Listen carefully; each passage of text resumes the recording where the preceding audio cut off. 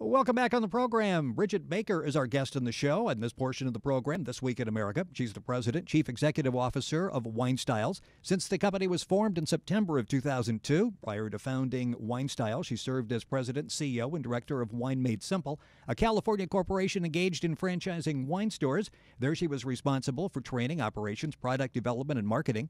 Bridget also is the co-founder and principal of Bacchus Wine Made Simple, that has operated a retail wine store in Manhattan Beach, California since January of 1999. She also is a model and actress with the Ford Modeling Agency, has served in various retail marketing positions, including buyer and merchandiser for New York establishments, and she's with us on This Week in America. Bridget, thank you for joining us. Well, thank you for having me. What an exciting career, going from fashion model and actress to starting your own company. And the way you got started is so interesting.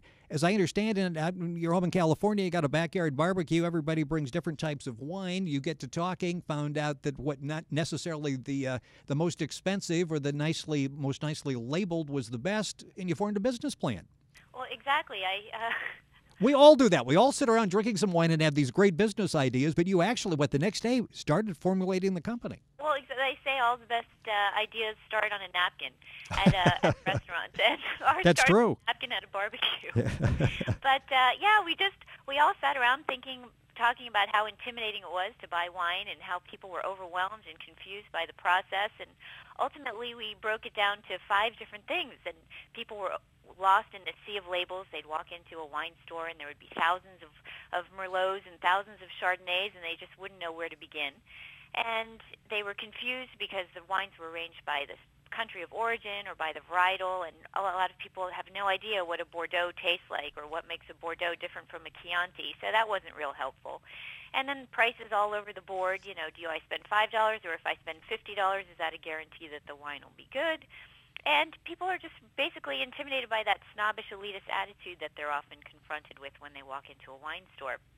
And so we thought, the thing that struck me was, my parents are from Europe, and even though I myself didn't know a lot about wine, I was very comfortable with wine, and I wasn't intimidated by it. And I thought, how can I get my American friends to that same comfort zone? And so I thought, in Europe, if a bottle of wine is €5 and it tastes good, people drink it. It's only here that we've put this I guess it's marketing genius that we say, yeah, right, $5, it's good. But that's really, it's not the case. If it's $5 and it's good, well, then drink it.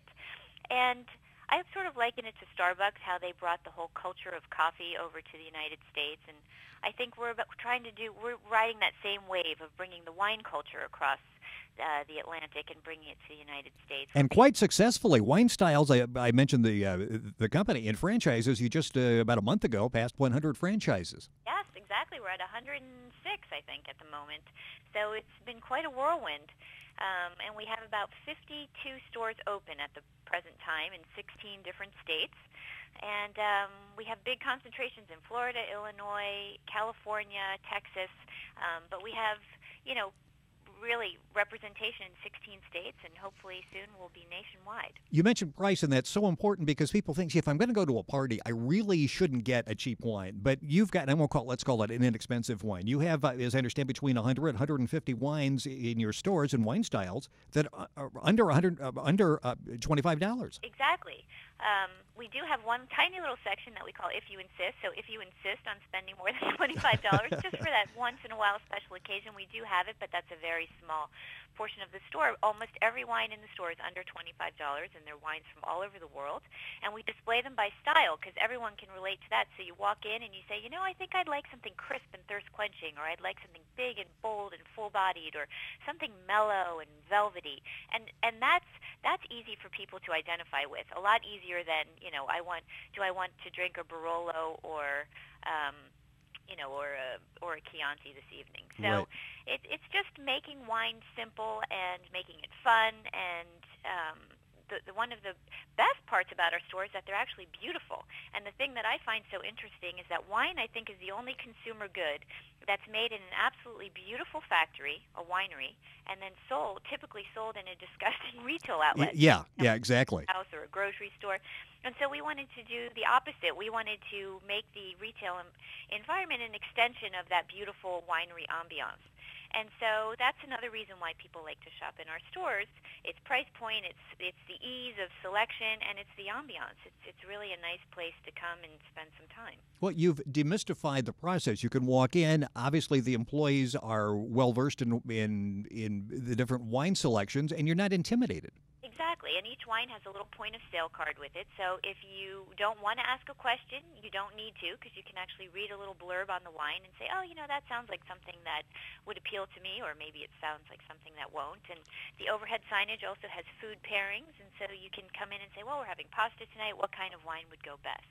But in the end, it's really whatever you like. In fact, we have one of our franchisees in Chicago. He actually found the perfect wine to go with peanut butter and fluff. Okay. So, if that's what you like to eat, then there you go. And we can take care of you. We're talking to Bridget Baker on the program This Week in America. Bridget is the director, founder, president, CEO, very busy person, of Wine Styles. I want to go back to the beginning when you decided, you put the business plan together, and talk for a couple minutes about what it was like getting started, because it is so difficult sometimes. You get the American dream is to open your business. You've got this great idea. You've thought it through. You've got a concept. It's rather unorthodox. It's not how wine has been sold before. What types of problems did you run into when you were trying to get financing, trying to get people to understand your concept and to fund that concept? Well, I think, the definition of an entrepreneur is someone who has no idea what they're about to face. Boy, that's exactly true. That was me. I literally, the day after the barbecue, went walking through Manhattan Beach, California, which is where I was living at the time, and I saw a shoe store was going out of business. So I went in and asked the landlord if he had released the space, and he hadn't. And the next thing I knew, at the end of the week, I was signing a lease, knowing absolutely nothing about business or the wine business in particular. And so I thought, oh my God, here we go. So we, I came up. There were difficulties in acquiring permits and getting an alcohol license. Is once you have it down, it's an easy and simple process. But when you don't really know what you're doing, you're sort of thrown to the wolves. And so there were some processes that I was not familiar with, but I guess I quickly learned by doing. And just a lot, for example, I had no idea that a wine store would be regulated by the Department of Health, and these were just things I didn't know, and construction costs and that sort of thing, and dealing with distributors and looking for a point of sale system. I mean, they were just all things that were completely, they weren't things that I was familiar with.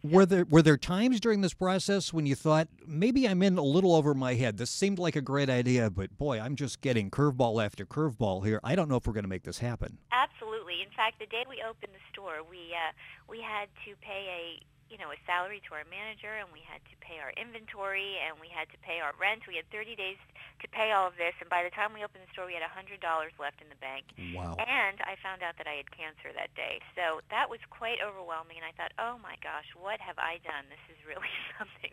But knock on wood, it all worked, and I'm healthy as can be now. In fact, I had twin girls. Great. Last year, and the store was a great success, and people kept coming in and saying, is this a franchise? Because if it is, I want one. So finally, after a while, I decided to pursue the franchising thing, since there seemed to be so much interest in it. And I sold franchises in 5 different states, and quickly felt completely overwhelmed because I was doing everything myself. And I decided, let me just release these people from their franchise agreements and let them be on their own, and I'll just concentrate on my store. But the interest was still so huge, I thought, I have a tiger by the tail. I need to figure out how to do this successfully, and I need a partner. And that's where I met my current partners, and that's why we switched our name from Wine Made Simple to Wine Styles. Wine Styles Entrepreneur Magazine named him as one of the top 50 new franchises in 2006. With us on the program is the founder, Bridget Baker. The program is This Week in America. It's interesting because I guess the moral of the story is be careful what you wish for when you get friends together with bottles of wine in the backyard for a barbecue, because it just may happen. Exactly. It's fun. It is. It's the American dream, and I think that that's a reason also why it's been so successful because, a lot of people have big dreams. For example, they would love to retire and own a winery someday. And maybe that's just a little bit too big of a dream, but to actually own the neighborhood wine store, that's an attainable goal. And I think that that's really why this has been so appealing to so many people. From what you learned, and you're talking about permits and things you didn't realize, and the fact that you almost ran out of money before you got things organized and going and bringing in some revenue, what are some of the tips that you would give somebody who's thinking about, I really would like to go into business for myself? What should they do that you didn't do and you learned by example? Well, I honestly think that this is why the franchising industry is so big, because you really have someone there with a system and someone there to hold your hand and to guide you. And so if you are a first-time business owner, you actually have somebody there to help you with things. And, they sort of, there are still things that you need to do for yourself. However, there's a map. And so it's something that... and they learn from your mistakes. Exactly. And, they say experience is the best teacher, but the tuition is high. Yes. What an education you got. That was like a doctorate in opening up a business. I want to talk briefly, and I'm so glad to hear that things are going well with the cancer, being a cancer survivor. You mentioned that comes right after the good news of getting the store open. How do you deal with that? How difficult was that period to go through?